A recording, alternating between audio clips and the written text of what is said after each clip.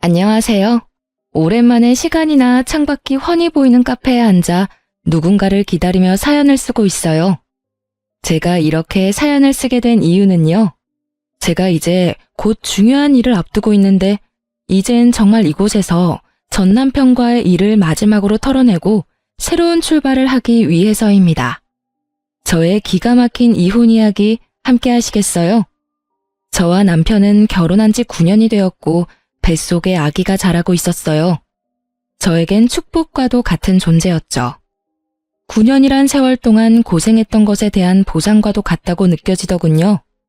23살, 당시 남자친구였던 남편은 군대를 전역을 하자마자 운 좋게 취업이 되었고, 어리고 사랑에 미쳐있던 저는 남편과 서둘러 결혼을 하게 되었죠. 아직 세상과 남자를 모르는 어린 딸과 한 가정을 책임지기엔 어렸던 아들이 서로 결혼을 하겠다는 소식은 부모님들에게 받아들일 수 없는 충격과도 같은 사건이었어요. 양가 부모님들은 저희의 결혼을 반대하셨고 저흰 끝까지 결혼을 밀어붙였죠.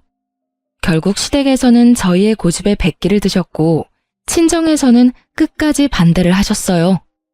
하지만 남편에게 눈이 멀어버렸던 저는 부모 형제를 등지고 결혼을 강행하게 되었고 결국 부모님과 언니 오빠는 결혼식에는 참석해 주었지만 그 뒤론 거의 연을 끊다시피 하고 지냈습니다. 시댁에선 저희를 도와줄 능력이 되지 않았고 저흰 그 누구의 도움을 바라지 않고 오롯이 저희의 힘으로 가정을 꾸려나갔어요. 지금 생각해보면 참 열심히도 살았네요. 23살, 그 어린 나이에 친구도 멀리하고 이 일 저 일 가리지 않고 닥치는 대로 돈만 벌었어요. 그렇게 6년, 이를 악물고 힘을 합쳐 열심히 산 결과 저희에겐 저희 명의의 집이 생겼고 그 집에서 보내는 첫날 밤에 저와 남편은 그간의 세월을 돌아보며 서로를 보듬어 주었습니다. 여보, 정말 고생 많이 했어. 나 같은 놈한테 시집와서 남들 다 놀 때 일만 죽어라 일만 한다고 고생만 했네. 이제 집도 생겼으니 당신은 조금 쉬어. 나만 고생했어? 당신도 같이 죽어라 이래놓고선. 기억나? 우리 왜 결혼해서 원룸에서 처음 시작했을 때 30살 되기 전에 꼭 우리 집 갖자고 했었잖아. 그 꿈 이루기 위해 우리가 얼마나 열심히 살았는데 당연히 기억하지. 와, 그땐 정말 꿈만 같았는데 결국 이뤘어. 그것도 1년이나 빨리 말이야. 당신 덕이야. 당신이 함께 힘내줘서 생각보다 빨리 이렇게 살 수 있었어. 그래서 말인데 이제 당신 쉬면서 임신 준비하는 게 좋지 않을까? 임신? 하긴 더 늦어지면 더 힘들겠지? 그럼 이제부턴 마음 편하게 지내면서 몸부터 좀 만들자. 맛있는 것도 많이 먹고 좋은 곳도 다니면서 말이야. 열심히 살다 보니 29살의 나이가 되었고 조금 여유로워진 생활에 저흰 임신 준비를 하기로 했어요. 마음만 먹으면 당연히 될 것만 같았던 임신은 쉽지 않았고 계속되는 실패에 처음엔 괜찮다고 서로를 위로하던 말들도 점차 사라지더군요. 그렇게 남편과 저는 몸도 마음도 점점 지쳐만 갔고 어느새 한 줄뿐인 테스트기를 보곤 말 한마디도 없이 다음 배란일이 언제인지 달력만 들여다보고 있더군요. 그런 저희의 모습을 자각했을 땐 이미 남편과 저는 기계와도 같은 의무적인 관계를 가지는 사람, 그 이상 그 이하도 아니었습니다. 그 당시 임신이란 열심히만 하면 뭐든 다 이뤄낼 수 있다고 믿어 의심치 않던 남편과 저의 신념을 그야말로 산산조각을 내는 것이었고 그랬기에 거듭되는 실패에 더 큰 좌절과 함께 지쳐가게 되었죠. 그렇게 지쳐가던 어느 날 오랜만에 화장대에 앉아 거울을 가만히 보는데 30살도 되지 않은 파릇해야 하는 여자가 아닌 40대는 좋게 되어 보이는 암울한 세상에 찌들 대로 찌든 여자가 앉아있더군요. 안쓰럽더군요. 얼마나 정신없이 살았으면 제 모습이 이렇게 변해가는 동안 거울 한 번 제대로 본 적이 없나 싶은 마음이 들어서요. 그때야 그런 생각이 들었어요. 이렇게 살아서 뭐하나, 이러려고 그렇게 이를 꽉 깨물고 죽어라 열심히만 살았나 하고요. 저요, 결혼하고 그 세월 동안 봄에 피는 꽃도 여름에 우거지는 그늘에서 쉬어본 적도, 가을에 예쁘게 물든 단풍잎을 맞아본 적도, 겨울에 내리는 첫눈을 넋놓고 바라본 적도 없이 참 열심히만 살았거든요. 그런데 그럴 여유도 틈도 없이 정직하고 열심히 산 결과가 세상 풍파를 다 맞은 모습이라니 너무 서글프더라고요. 그 순간 그간 한 번도 느낀 적 없던 온갖 감정들이 몰려오며 눈물이 쏟아져 나왔어요. 지나간 세월이 후회스러운 건 아니었지만 제가 너무 불쌍해서 눈물이 멈추지 않더라고요. 그렇게 한참을 울고 있는데 어느새 울고 있는 저를 발견한 남편이 다가오더군요. 여보, 울어? 왜 울어? 무슨 일 있어? 그게 무심코 거울을 봤는데 웬 늙은 아줌마 한 명이 나를 보고 있는 거야. 그게 너무 서글퍼지면서 아깝다는 생각이 확 들더라. 얼마나 대단하게 살 거라고 흘러가는 시간도 지나가는 계절도 즐기기는커녕 느낄 새도 없이 다 보내버렸는지. 당신은 아깝지 않아? 나만 이렇게 서글프고 아까운 거야? 말을 마친 저는 목을 놓아 울어버렸고 그런 저를 남편이 꼭 안아주며 이렇게 말하더군요. 여보, 이제 우리 다 내려놓고 우리만을 위해서 살자. 아기 가지려고 노력하는 것도 그만하고 그냥 우리만 생각하면서 지내자.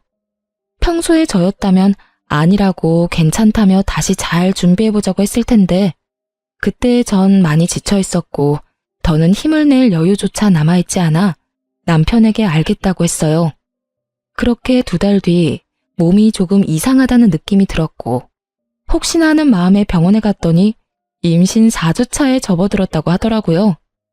그때 그 행복감과 기쁨은 아직도 기억에 생생해요.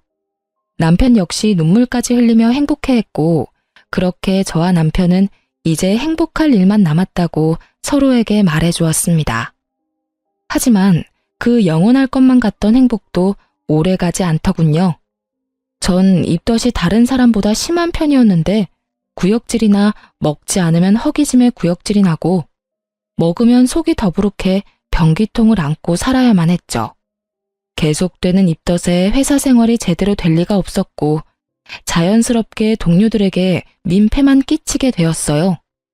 결국 전 휴직을 하기로 했고 집에서 휴식을 취하며 입덧을 견뎌내고 있었어요. 제대로 먹지는 못하고 토하는 생활이 반복되자 몰골은 말이 아니었지만 다행스럽게도 아기는 건강하게 잘 자라고 있다고 하니 그나마 다행이라고 생각하며 그 힘든 날들을 견디며 지내고 있었죠. 전 하루가 다르게 수척해져갔고 이윽고 거울에 비치는 제 모습조차 보기 싫은 지경이 돼버리더군요. 상황이 그렇게 되자 남편 역시 저를 멀리하는 것이 느껴지더라고요. 처음엔 입덧으로 고생하는 저를 안쓰러워하던 남편이었는데 어느 순간부턴 제가 화장실을 가려고 일어서기만 해도 한숨을 쉬는 지경이 되어버렸어요. 전 남편의 다정스러운 눈빛을 본 적이 언제인지 기억도 나지 않았고 투명스러운 눈빛과 함께 남편의 핀잔이 계속되고 있었어요. 얼굴이 도대체 그게 뭐야? 로션은 안 바르는 거야? 푸석푸석해서는. 아무리 입덧 때문에 힘들다고 그래도 사람 몰골이 그게 뭐야? 그거 알아? 당신 보고 있으면 내가 다 서글퍼진다고. 이런 식의 핀잔은 말끝마다 이어졌고 다른 것도 아닌 임신 때문에 혼자 고생하는 저에게 이런 언행으로 대하는 남편을 보며 섭섭한 적이 한두 번이 아니었어요. 하지만 남편 역시 회사 생활로 많이 힘들어서 그럴 거라며 이해해주며 남편과 싸우지 않으려고 많이 노력했어요. 사실 싸울 힘도 없긴 했고요. 그러던 어느 날 유난스럽게 입덧이 심한 날이었는데 그날따라 생전 좋아하지도 않았던 요거트가 너무 먹고 싶은 거예요.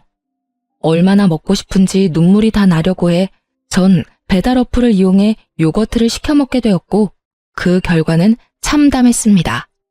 그토록 눈물나게 먹고 싶었던 요거트를 한 입 먹는 순간 속이 마구 울렁이기 시작하는데 참아보려 해도 도저히 참아지지 않았고 그대로 전 화장실로 뛰어가 또다시 다 개워내게 되었어요.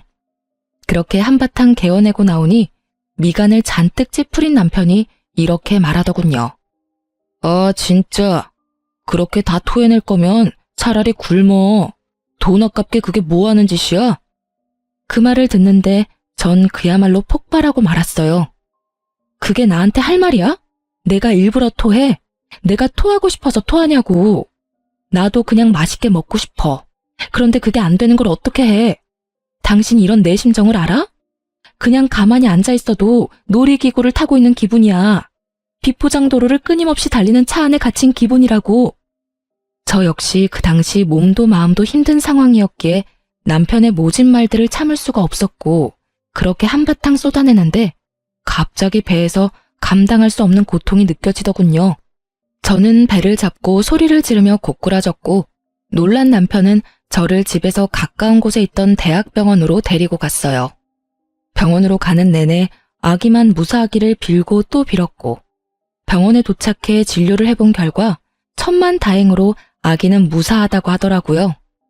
하지만 제 몸이 너무 약해져서 병원에서 며칠 안정을 취하며 경과를 봤으면 좋겠다라는 의사 선생님의 권유대로 전 입원을 하게 되었고 남편은 편히 지내라며 1인실을 잡아주었죠. 그렇게 전 병실에 누워 눈을 감고 있었어요. 잠은 오지 않았지만 이런저런 일들로 인해 많이 지쳐있던 터라 눈꺼풀조차 무겁게 느껴져 눈을 뜨고 있기도 힘이 들었거든요. 한참을 잠들지 않은 채 눈을 감고 있는데 병실로 남편이 들어오더니 제 손을 잡고 숨죽여 울기 시작하더군요. 저는 내심 남편이 최근에 말은 모질게 했지만 아직 절 많이 사랑하고 있다는 생각이 들었고 많이 놀랐을 남편을 안심시키기 위해 괜찮다는 말로 남편을 달래주려고 했어요. 그런데 그 순간 남편의 입에서 믿지 못할 말들이 나오고 있더라고요. 여보, 미안해. 정말 미안해. 나 사랑하는 여자가 생겼어. 믿을 수가 없었어요. 사랑하는 여자가 생겼다뇨. 저와 남편이 함께한 세월이 얼만데 그동안 함께한 고생이 얼만데 이제서야 임신도 하고 살만해졌는데 이제와 저 말고 사랑하는 여자가 있다니 정말 믿을 수가 없더군요. 내가 이런 마음 품는 것 자체가 여보한텐 너무나도 큰 상처이고 배신인 걸 너무 잘 알지만 이미 그 여자한테 가버린 마음이 너무 커서 내 뜻대로 되지가 않아. 나 어떻게 해야 해? 내가 어떻게 해야 할까? 난 천벌받을 거야 정말. 말을 마친 남편은 계속해서 울고 있었고 전 저도 모르게 반사적으로 남편의 손을 있는 힘껏 잡아버렸어요. 저의 행동에 제가 잠들지 않았다는 사실을 알아차린 남편은 화들짝 놀라며 저를 바라보았고 전 그 자리에서 벌떡 일어나 남편에게 제가 들은 것이 진실인지 되물어 보았어요. 이게 다 무슨 소리야? 사랑하는 여자가 생겼다니. 당신 이게 다 정말이야? 숨도 제대로 쉬지 못하고 쏟아내는 저의 물음에 남편은 눈물을 떨구며 이렇게 말하더군요. 다 사실이야. 당신한텐 정말 미안한데 나 사랑하는 사람이 생겼어. 남편의 눈물겨운 고백을 듣고 있는데 참 할 말이 없더라고요. 저는 아무 말도 하지 못하고 있었고 그렇게 정막만이 병실을 가득 채우고 있었죠. 그렇게 얼마나 지났을까요? 저는 여전히 고개를 숙인 채 저를 보지도 못하고 있는 남편에게 물었어요. 그래서 어떻게 하고 싶은 건데? 어떻게 하고 싶길래 당신 입으로 다 밝힌 거야? 그게 당신이랑 이혼하고 그 사람이랑 살고 싶어. 나 이제 그 사람 없이는 안 될 것 같아. 이렇게 말하는 와중에도 남편은 울고 있었고 전 피해자라도 되는 양 우는 남편에게 소리를 질러버렸어요. 울지도 마. 난 지금 당신 우는 꼴도 역겨워서 죽을 것만 같으니까 울지도 말라고. 뭐?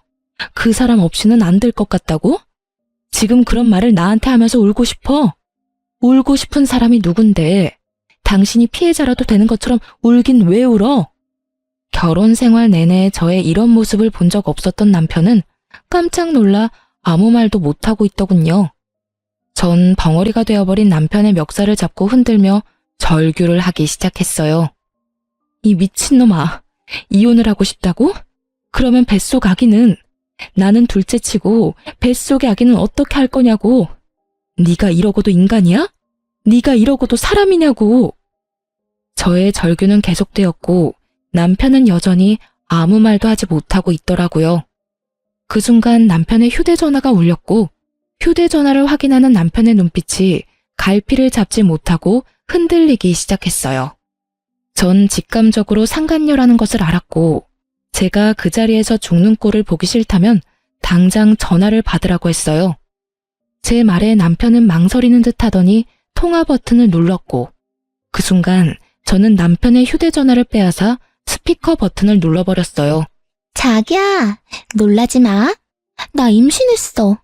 테스트기가 두드리길래 병원에 가보니까 임신이래. 나 너무 좋아서 눈물이 다 나는 거 있지? 어쨌든 나 지금 집인데 빨리 좀 와줘. 상간녀는 울고 있더군요. 환희에 찬 기쁨의 눈물을요. 상간녀의 임신 소식이 병실을 가득 메우고 남편의 얼굴엔 순간이었지만 화색이 돌더군요. 하지만 그것도 잠시 남편은 제 눈치를 살피며 표정이 굳어져 갔고 상간녀의 빨리 와달라는 말과 함께 전화는 끊겨버리고 말았어요. 다시 찾아온 정막. 남편은 안절부절 못하며 제 눈치를 살피기 바쁘더니 조심스럽게 입을 떼더라고요. 여보, 나 잠시만 나갔다 올게. 진짜 아주 잠시면 돼. 조심스러운 말과는 달리 행동은 재빨랐고 빠르게 사라지는 남편의 뒷모습을 보며 전 그 자리에서 쓰러지고 말았습니다. 다시 정신을 차려 눈을 떴을 땐 혼자였고 제가 일어난 것을 확인한 간호사분이 담당 의사 선생님을 불러오시더군요. 산모님, 괜찮으세요? 정신이 드세요? 그 걱정스러운 눈빛과 물음들을 듣는 순간 눈물이 터져 나왔고 전 괜찮다는 말도 하지 못한 채 울어버렸습니다. 그 와중에도 다행인 건지 불행인 건지 아기는 무사했고 전 이 모든 상황들을 저와 함께 해준 아기를 지키기로 했어요. 물론 저 혼자서요. 남편과의 이혼은 피할 수도 피할 마음도 없었기에 저는 마음을 단단히 먹기로 했어요. 제가 첫 번째로 한 일은 흥신소를 통해 상간녀를 알아보는 일이었어요. 남편이 꽁꽁 숨기고 있는 그 여자가 어떤 여자인지 궁금해 미칠 지경이었으니까요. 며칠 뒤 흥신소에서 연락이 왔고 상간녀에 대해 알려주더라고요. 상간녀는 남편이 군대 가기 전 잠시 다녔던 대학에 함께 다니던 친구였는데 얼굴도 예쁜데 집도 부자여서 유명했다고 하더군요. 그 당시 남편을 좋아하는 여자가 있다고 들었던 것이 떠오르며 그 여자가 상간녀였음을 깨달았죠.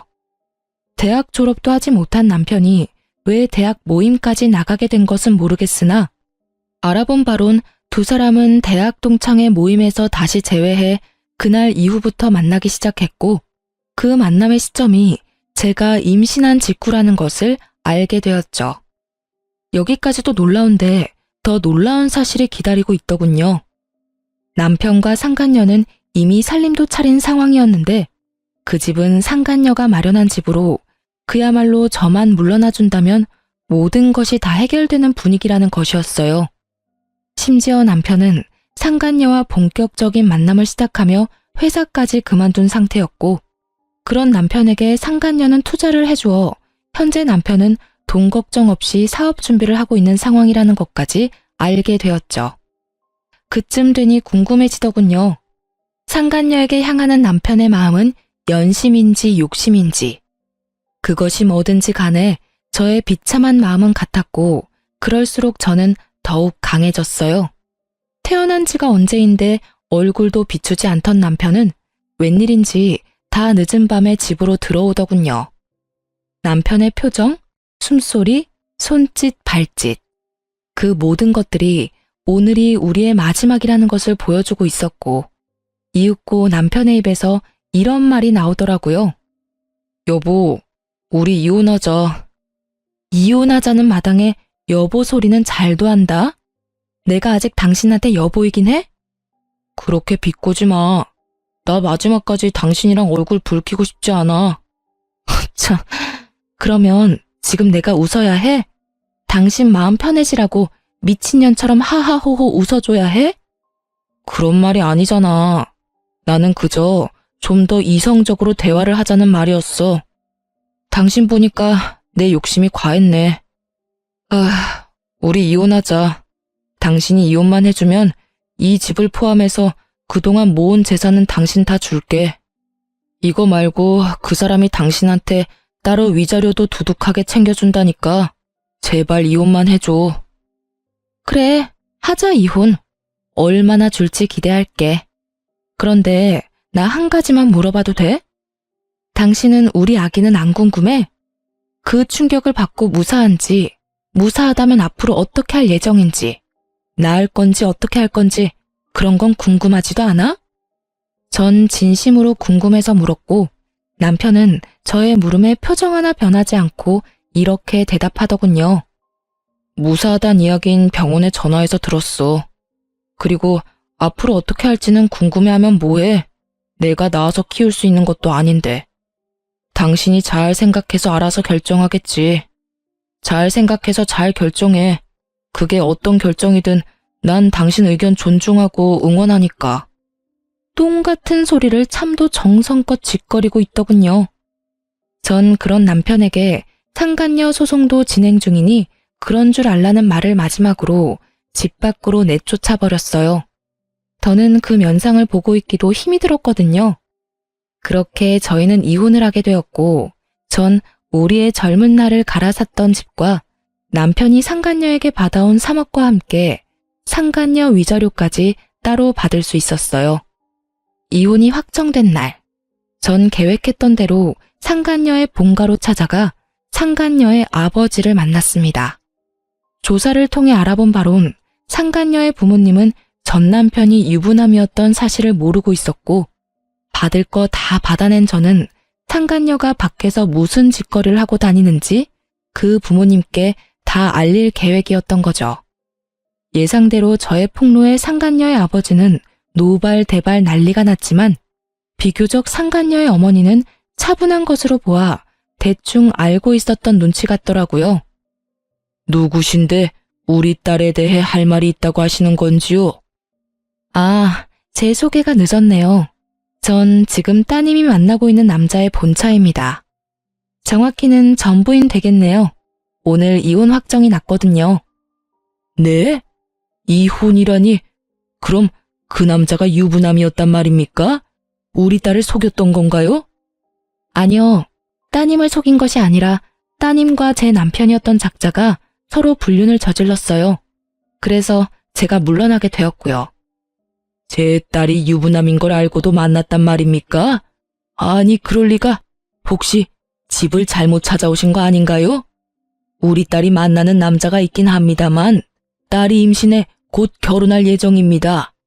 유부남이 도대체 무슨 생각으로 처녀를 임신시키겠습니까? 전 끝까지 제 말을 믿지 못하는 상간녀의 아버지에게 두 사람의 다정한 모습이 찍힌 사진을 내밀어주며 말했습니다. 보시면 아시겠지만 따님 맞습니다. 참고로 제 뱃속에도 아기가 자라고 있는데 그것도 따님이 다 알고 있다고 하더군요. 참 웃기는 상황 아닌가요? 조강지처 뱃속에 있는 아기는 버려도 상간녀 뱃속에 있는 아기는 지키겠다는 그 꼴이요. 그러니 제가 어쩌겠어요? 물러서 줘야죠. 에휴, 그래서 원하는 게 뭡니까? 여기까지 찾아와서 이런 말 하는 거 보면 원하는 게 있을 텐데요. 그저 부모님께서도 자기 딸이 밖에서 어떤 짓거리를 하고 다니는지, 그 짓거리 덕분에 제 가정이 어떻게 망가졌는지 다 아셔야 할 것 같아서 찾아왔어요. 아, 굳이 원하는 게 있다면 따님을 좀 꾸짖어 주시면 좋을 것도 같네요. 자기네들끼리야 하늘 아래 둘도 없는 사랑이네 뭐네 곱게들 포장하지만 엄연히 죄잖아요, 불륜이라는 게. 그러면 따님 교육 제대로 해주세요. 갑자기 찾아와서 죄송했습니다. 저는 그대로 집을 나왔고 제가 현관문을 나오는데 머리끝까지 화가 난 상간녀의 아버지가 상간녀의 어머니를 쥐잡듯 잡으며 당장 상간녀를 부르라고 고함을 치는 소리가 들려오더군요. 그 소리를 들으며 집으로 돌아오는 발걸음이 얼마나 가벼웠던지 모릅니다. 그렇게 집으로 돌아온 전 이사할 예정이라 중요한 짐을 따로 추리고 있었고 상간녀에게 모든 이야기를 들은 전 남편이 역정을 내며 집으로 들어오더군요. 너 진짜 미쳤어? 돈은 다 받아 처먹고 뭐? 그 집을 찾아가? 네가 제정신이야? 이딴 식으로 행동할 거였으면 돈을 왜 받아갔어? 돈은 돈이고 이건 다른 문제지. 그 부모들도 알아야 하지 않겠어? 하나뿐인 외동딸이 밖에서 무슨 짓거리를 하고 돌아다니는지. 그래야 자식 교육을 똑바로 하지. 그래도 이건 너무하잖아. 꼭 이렇게까지 해야 했어?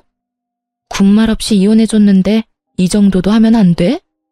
너 때문에 지금 그 사람 아빠한테 붙잡혀서 질질 끌려갔어. 어쩔 거야? 어쩌긴 뭘 어째. 눈물이라도 흘려줘? 그거 참 안 됐다고 위로라도 해줄까? 그런 걸 원하니? 진짜 너 하여튼 오늘 일 때문에 그 사람 뱃속에 있는 아기라도 잘못됐다간 가만 안 있을 테니 그런 줄 알아? 전 남편은 악에 바친 듯 이를 꽉 깨물며 저에게 말했고 그런 전 남편의 모든 것이 어이가 없더군요. 그래서 전 어느새 꽤 나온 저의 배를 보여주며 이렇게 말했습니다. 이건 안 보여? 내 배는 안 보이냐고. 이 아기도 당신 아기야. 당신은 정말 이 아기는 보이지도 않는 거야? 저는 전 남편을 향해 목이 터져라 외쳤지만 전 남편은 그런 저에게 시선조차 주지 않았고 전 참지 못하고 전 남편의 뺨을 내리쳐버렸어요. 썩 꺼져. 빨리 꺼지라고. 앞으론 2번 다시 그 어떤 일로도 찾아오지 마.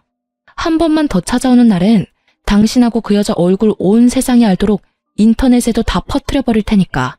알겠어? 제 말에 남편은 저를 한번 흘겨보곤 나가버렸고 그 후론 전 남편이 찾아오는 일은 없었습니다. 한바탕 소란이 지나간 후 기다리고 기다리던 이삿날 아침이 되었고 제 소식을 어떻게 안 것인지 그간 연락을 끊고 살았던 엄마와 언니 그리고 오빠까지 집으로 찾아왔더군요.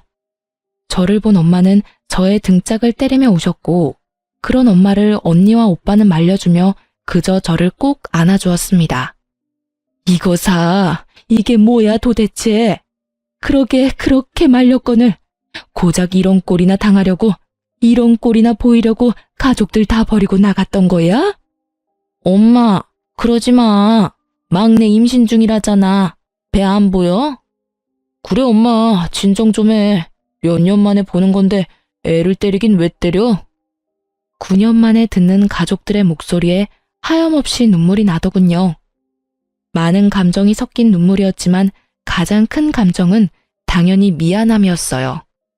그렇게 가족 마음에 못을 박았으면 잘 살기라도 했어야 했는데 9년 만에 보인 꼴이 그런 꼴이라 죄송하고 미안하더라고요.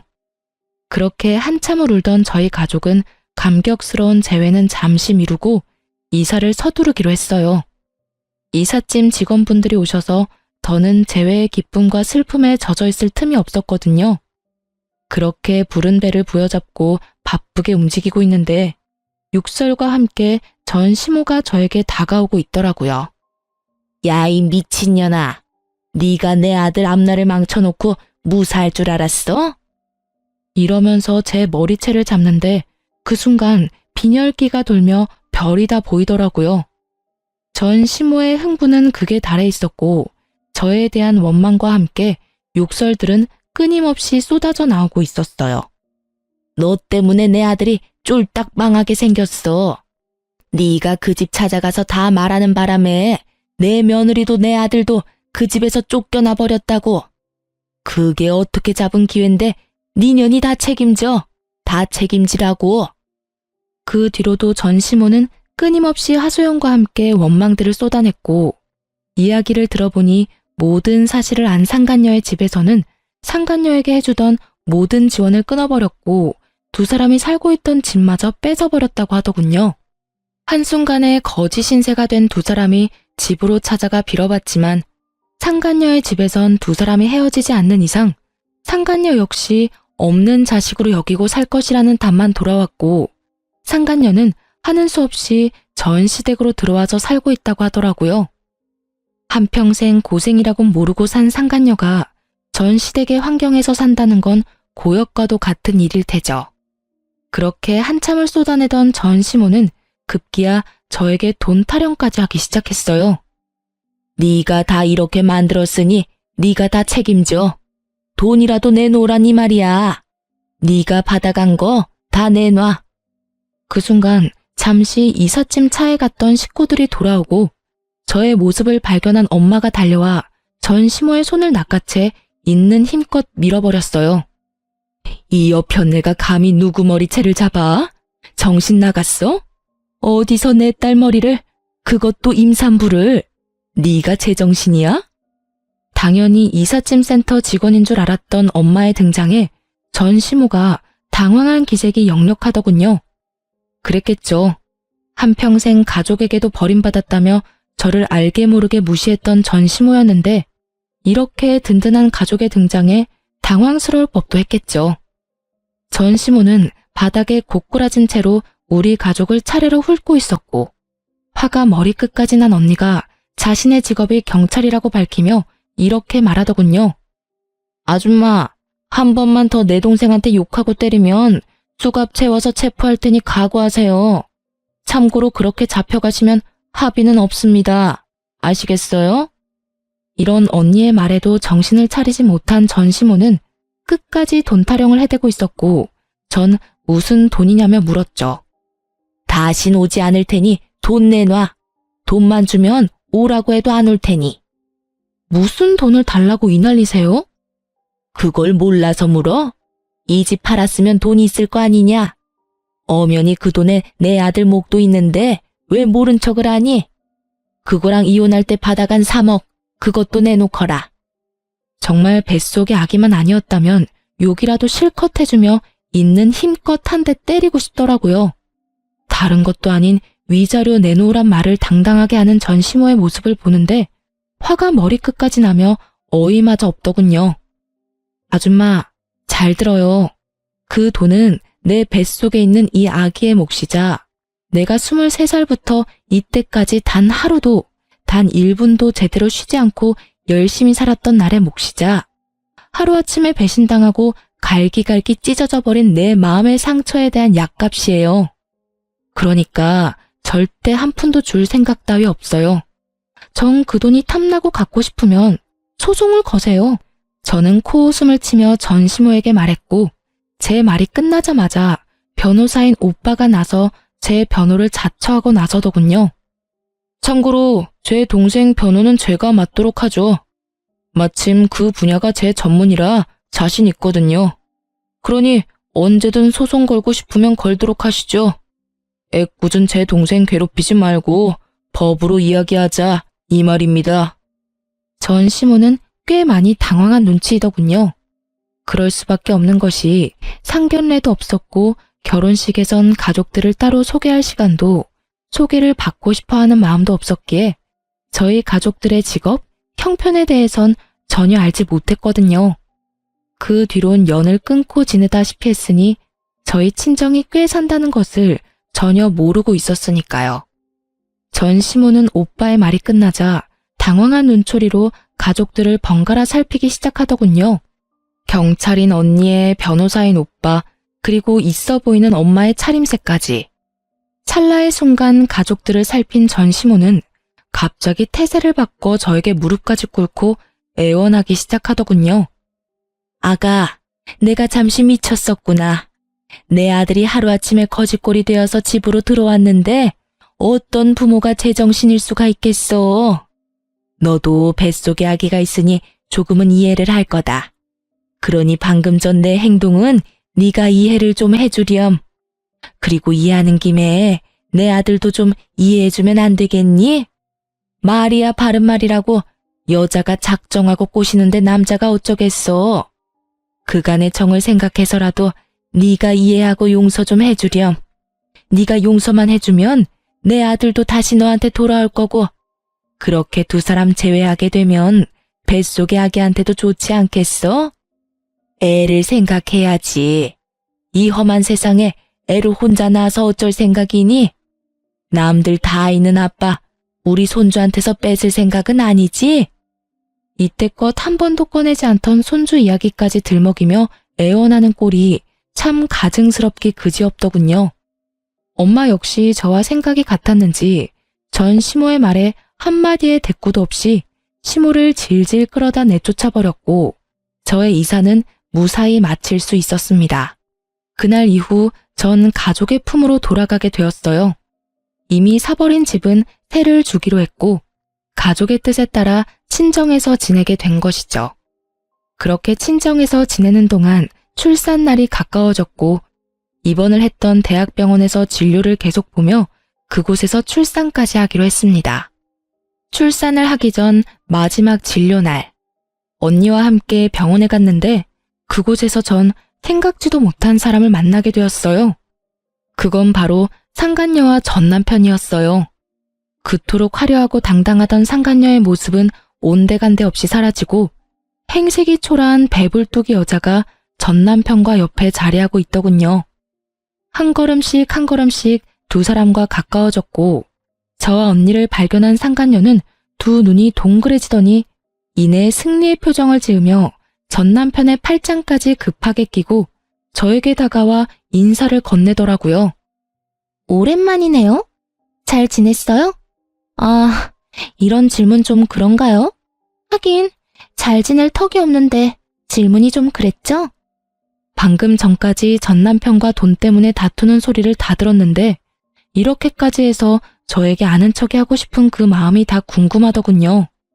그런데 그 애는 정말 낳아서 혼자 키울 수 있다고 생각해요? 진작 지우지. 이게 무슨 청승맞은 짓이에요. 뭐라고? 너 말 다 했니? 그게 네가 나한테 할 말이야? 왜 화를 내고 난리래? 다 걱정해서 하는 말인데. 아, 그리고 혹시나 해서 하는 말인데 양육비 이런 건 바라지도 말아요. 하긴 뜯어간 돈 많으니 양심이 있으면 양육비 달란 말은 못하겠지. 상간녀는 어떻게 해서든 제 속을 긁고 싶어 안달인 듯 했으나 전 도발에 더는 넘어가지 않았고 상간녀를 위아래로 훑어주며 이렇게 말했습니다.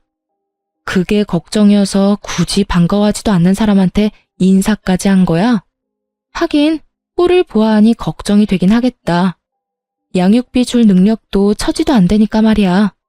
나 양육비 달라는 말 할 생각도 없으니까 그런 걱정은 넣어두고 사랑으로 가진 애 잘 낳아서 찢어지게 가난한 집에서 잘 키워봐. 난 댁들 덕분에 가족도 다시 만나 잘 지내고 돈도 많아서 양육비 걱정은 없거든.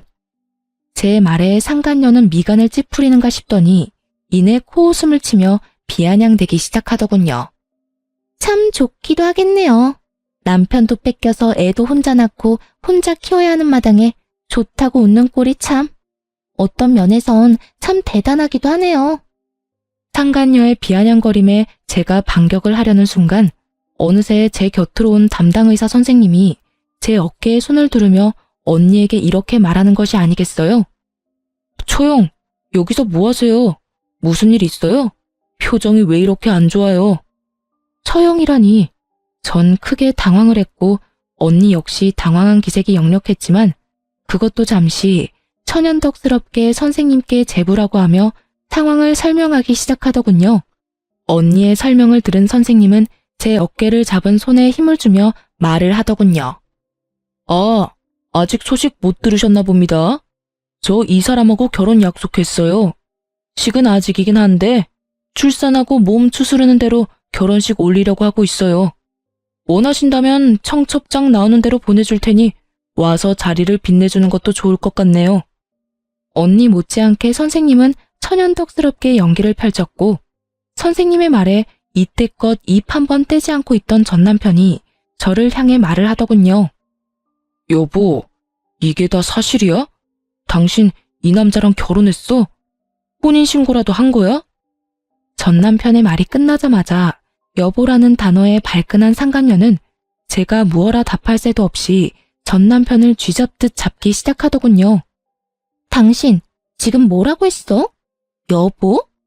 누구 보고 지금 여보라고 하는 거야?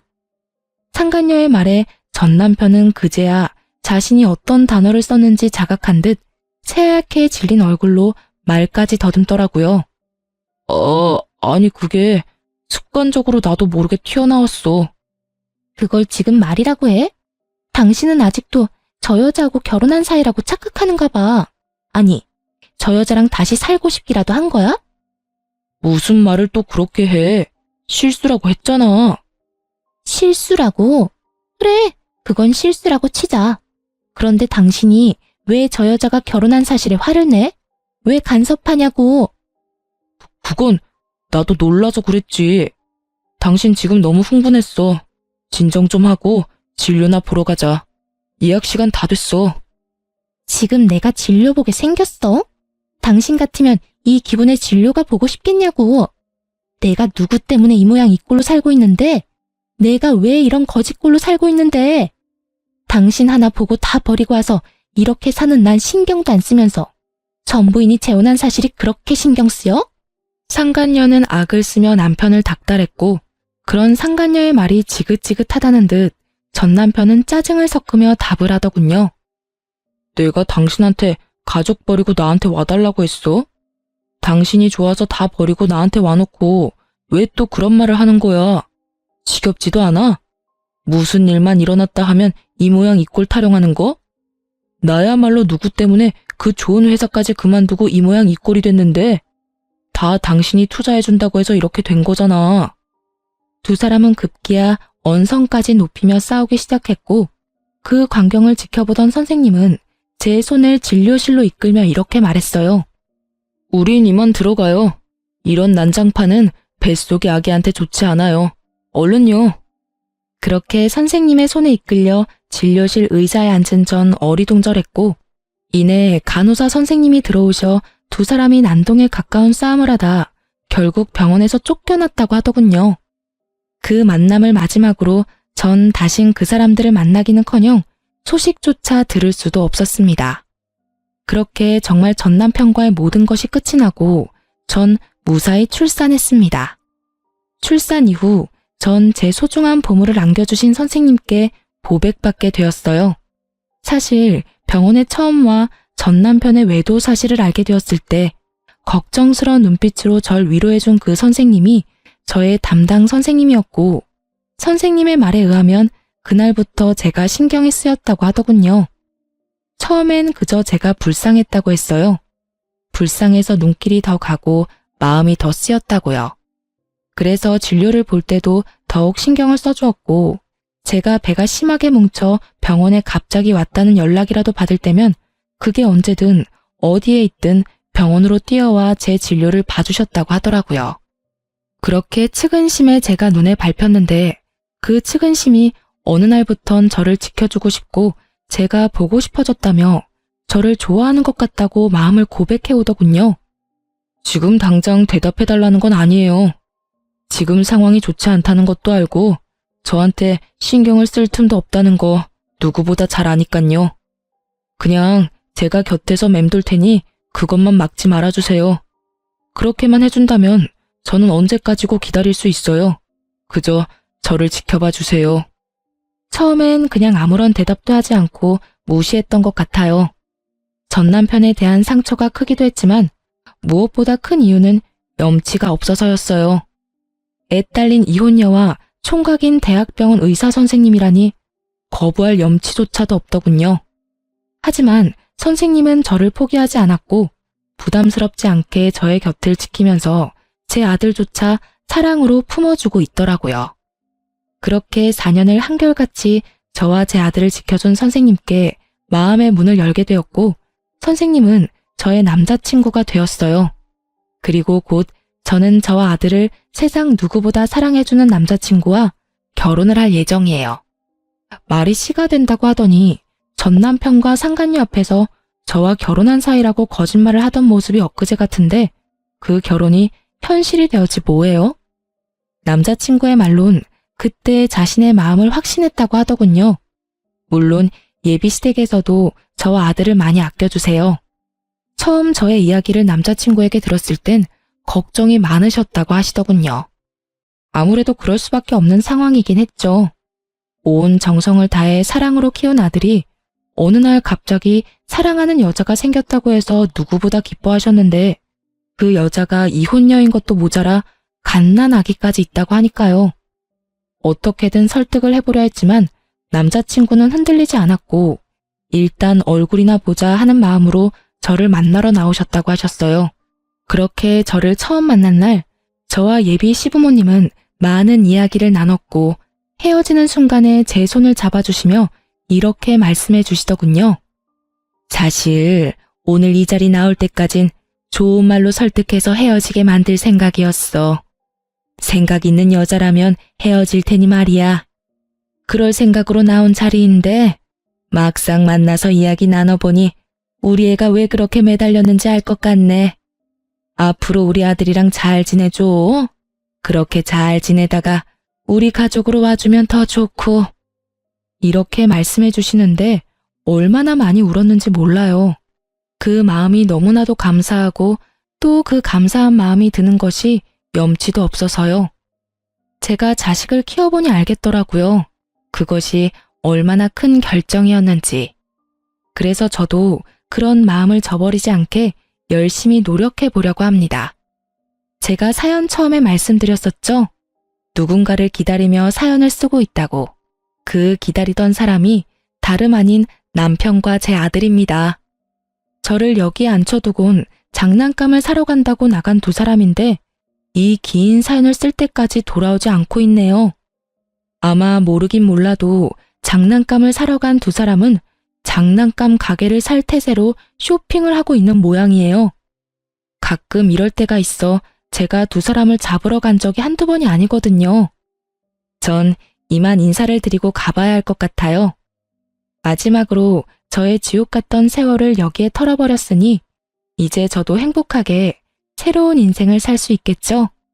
어쨌든 지금 두 남자의 과분한 사랑을 받으며 행복하게 잘 살고 있으니 여러분도 제 걱정보단 앞날에 대한 응원을 부탁드리며 전 이만 물러가 볼게요. 긴 이야기 들어주셔서 감사합니다.